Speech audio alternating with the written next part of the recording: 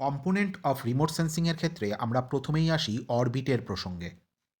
মহাকাশে আমরা যে কৃত্রিম উপগ্রহগুলোকে স্থাপন করি ভূপৃষ্ঠ থেকে উচ্চতা এবং অবস্থান অনুযায়ী তাদের আমরা বিভিন্ন ভাগে ভাগ করে থাকি। যেমন ভূ সমলয় কক্ষপথ বা জিও স্টেশনারি অরবিট, মেরু কক্ষপথ বা পোলার অরবিট, নিম্ন পার্থিব কক্ষপথ বা লো আর্থ অরবিট প্রভৃতি।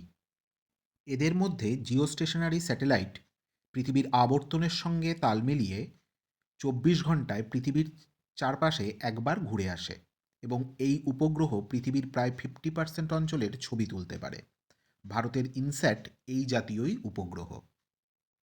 এই জিওস্টেশনারি স্যাটেলাইটকে ভূপৃষ্ঠ থেকে প্রায় 36,000 কিলোমিটার উচ্চতায় স্থাপন করা হয়। আবার পোলার অরবিট 90 ডিগ্রির কাছাকাছি সমতল কক্ষপথের সঙ্গে আনত থাকে। এই কক্ষপথটি একবার সম্পূর্ণরূপে পরিক্রমণ করার জন্য উপগ্রহের প্রায় 90 মিনিট সময় লাগে। নিম্ন পার্থিব কক্ষপথ বা লো আর্থ অরবিট এর যে উপগ্রহগুলো প্রতিস্থাপন করা হয় সেগুলো ভূপৃষ্ঠ থেকে 2000 কিমি উচ্চতার মধ্যেই প্রতিস্থাপন করা হয়। জিপিএস পদ্ধতি কার্যকর করবার জন্য এই জাতীয় উপগ্রহ প্রতিস্থাপন করা হয়ে থাকে। এছাড়া সূর্যের আপাত কোণের সঙ্গে সামঞ্জস্য রেখে মেরু বরাবর সান সিঙ্কোনাস স্যাটেলাইট বা সূর্য তুলনাকারী উপগ্রহকে প্রতিস্থাপন করা হয়ে থাকে।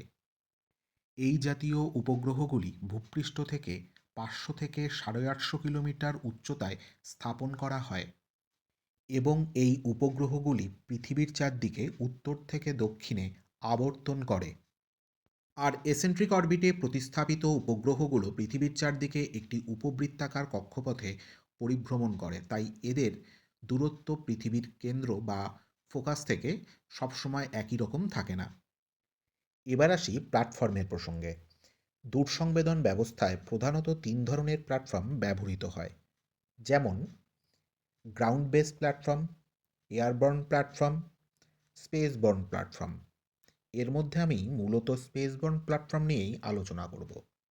মহাকাশযান বাহিত উপগ্রহগুলিকে যেখানে স্থাপন করা হয় তাকেই স্পেসবর্ন প্ল্যাটফর্ম বলা হয়ে থাকে।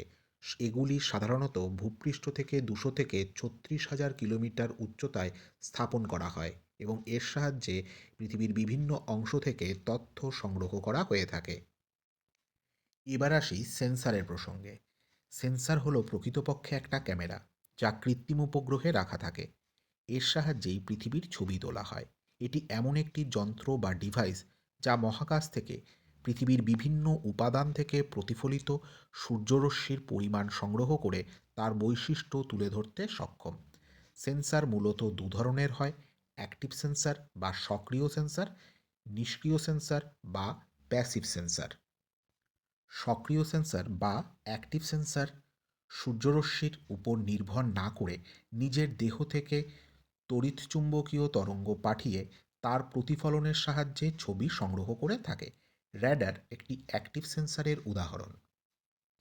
আর নিষ্ক্রিয় সেন্সর বা প্যাসিভ সেন্সর সৌরশক্তির প্রতিফলনের উপর নির্ভর করে তথ্য সংগ্রহ করে থাকে।